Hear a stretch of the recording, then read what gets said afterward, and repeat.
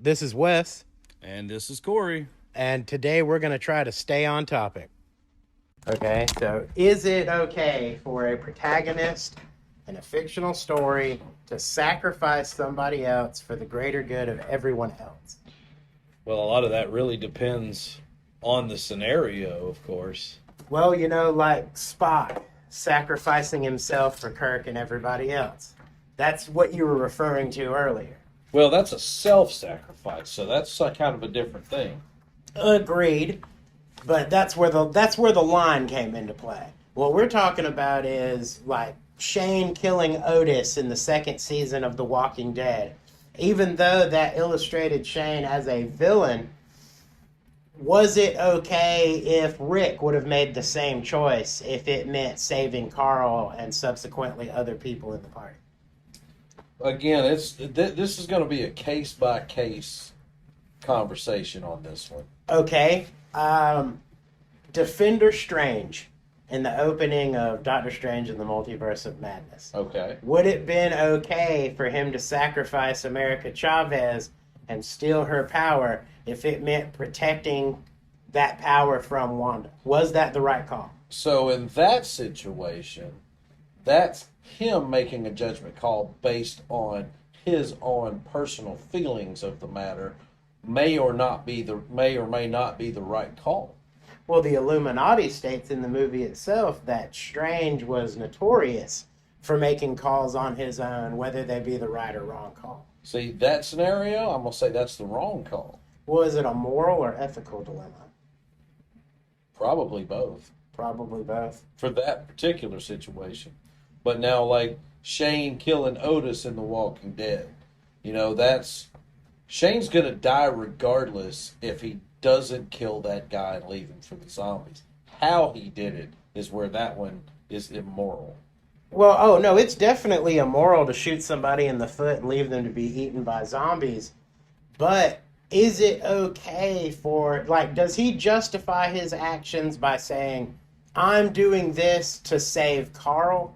Or in that moment, did Shane do that to save Shane? He did that to save Shane. And then just used the medicine for Carl as his justification. 100%. And to himself, because he doesn't tell anybody about it. But he has to look at himself in the mirror every day. Well, and we as the audience see it and make up our minds based on that, whether it was right or wrong. But the audience itself it's a mixed bag of immoral and everybody's thoughts on whether it's okay or not is going to change. So each person has to make up their mind whether they think it's right or not. Well, is self-sacrifice for the greater good always the right call? No, not necessarily. Because, Spock, him sacrificing himself for Kirk, that's a judgment. The only person who lost was Spock. Right. But, say, in the 5th season of Buffy the Vampire Slayer, when she sacrifices herself to save Dawn, I kind of look at that as more selfish than selfless, because she doesn't necessarily do that to save the rest of the world. She does it to save her sister. And would the world have been better off without Dawn and Buffy still in the world? And there are a lot of examples like that over the course of entertainment. I lack an example in my head at the moment. Captain America in the ice. Okay, that is a pretty good example. So, yeah, he crashed that plane into the ice. The idea is to save humanity or whatever from the bad guys. But all he had to do was try to land the plane safely. Although that's an example of a self-sacrifice that might have been in bad form. At the same time, he knew, because he was completely moral as a character, that even if the quote-unquote good guys got that Tesseract, that it could lead to them no longer being the good guys, which is exactly what happened 70 years later when they pulled that plane out of the ice. Now you're talking about the corruption of power. Yeah.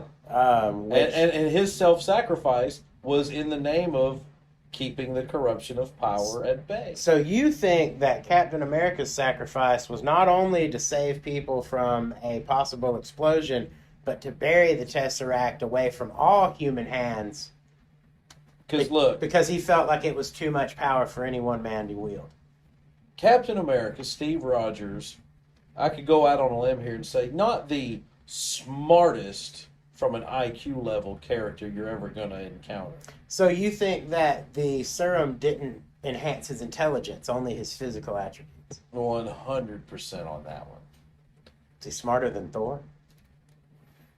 Probably not. Wow. Okay. Well, I don't know. Well, Thor has some pretty deep-rooted education on I was about to Asgard, say, though. Thor has an education. He just doesn't have an education on Midgard.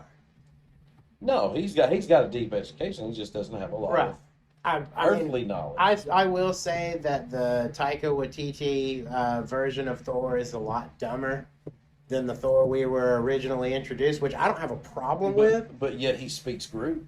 He speaks Groot. That was an elective. He's educated, but I guess the difference would be where Thor is educated but still seems simple. Captain America is educated. You're just saying that his education isn't applied correctly because he has a soldier's mentality. No, not necessarily that. Because he is supposed to be a master strategist. A lot of his choices are based off more on instinct and morality than actually analytical thinking. So you're saying he saves the world with his heart and not his head. Bingo. I don't argue that at all. I mean, it's not to say that Steve Rogers is dumb, because I'm not saying that. But he's not a Tony Stark, he's not a Bruce Banner, he's not a Shuri, he's not a genius. I would say by leaps and bounds, he is so far apart by what we would consider in the Marvel universe to be a genius, a Reed Richards, a Tony Stark, a Peter Parker, obviously. But had Captain America landed the plane safely with the Tesseract in his hand, would Captain America have had a problem turning over the Tesseract to the government, knowing what power could do in the wrong hands? That's a bit of a slippery slope, because I say it like this. If Peggy Carter's the one who wanted him to hand it over, he'd have done it in a second. If I forget his name, but Tommy Lee Jones's character, if he'd have asked him to hand it over, he probably would have done it. But he's a bit too trusting at times and has trust issues at times. Well, due to the events of Captain America, the First Avenger, Peggy Carter and Howard Stark were put over S.H.I.E.L.D. Uh-huh. They would have been the ones to possess the Tesseract. And if What If is any indication, Howard Stark would have taken the Tesseract and put it to use immediately. And see, given that scenario, I'd like to think that he would have turned it over, because he would hopefully like to think he's turned it into the right hands. But because of Captain America's instinct that he has, that, definitely wouldn't knock that. The man has instinct for days. He's not going to hand that over to just anyone. Well, in the Avengers, as soon as he found out that they were using the Tesseract's energy source to reproduce Hydra weapons, he was immediately against S.H.I.E.L.D. and the government. It was immediate. Because he is driven by a sense of morality, right and wrong, in Captain America's mind in the beginning. Yeah. They've muddied those waters a lot lately, kind of to make him a little bit more modern. Just because the government says yay doesn't necessarily mean it's yay in our world. And if Captain America was just red, white, and blue without question, then he would be an idiot. And I think that's where he was at the beginning. Obviously, he's come a long way from that point with all the trials and tribulations, the Sokovia Accords, which, he was not with the side of the government on that, because he understood not only what the government was trying to accomplish in basically keeping tabs on superpowered people, but in the way that they would want to use them for things that might not necessarily agree with his moral code. Now, that being said, somebody like Thunderbolt Ross, who has his own agenda. Yep. While he does want to protect the world more or less America from superpowered threats and outside threats that could be controlled by superpowered individuals. Is he necessarily evil for trying to have his thumb on the situation?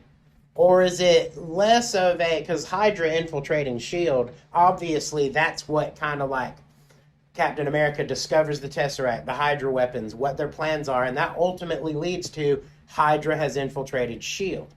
But Thunderbolt Ross wasn't Hydra. I think he's on a power trip.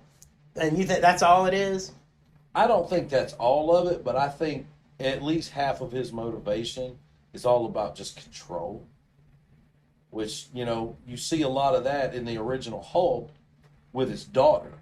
Right. That he's a very controlling individual. And, I mean, you don't make it high up in the military like that without having that kind of mindset anyway. So, to some degree, is Ross's concern with superpowered individuals personal?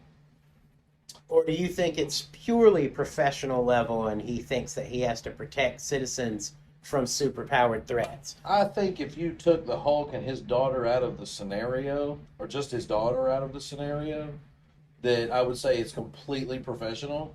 But because of his daughter, I'd say it's 10% personal. But his daughter's almost a burden for him. Right? She gets in the way of him doing his job. And that's the only reason it becomes a little personal. But I think for him, he tries to be by the book in what he thinks is right.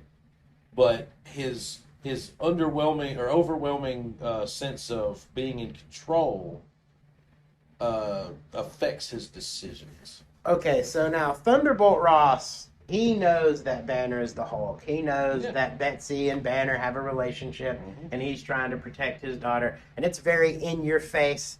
And even though he is trying to protect citizens, there's a definite don't date my daughter situation there. Yeah. I think it's almost like I think it's insect reflection of the Captain Stacy Peter Parker relationship where he knew he was Spider-Man, but he didn't think it was important to say anything because it would screw everything up. He didn't let him know until his dying words were protect her, Peter. Yeah. He loved Peter Parker. He gave him a hard time because he expected a lot of him. But Ross does not like. But at the same time, he basically created Abomination to eliminate the Hulk. So it's not necessarily about the superpowered people. It's about the control. Right. And he couldn't control Banner, and if he can't control Banner, then he's going to put him down. Yeah, with someone else that maybe he can control. Now that's that military mentality. Yes, if I can't control it, I'll get rid of it. Yep. I'll eliminate the threat. 100%. Well, it looks like today we were not able to stay on topic.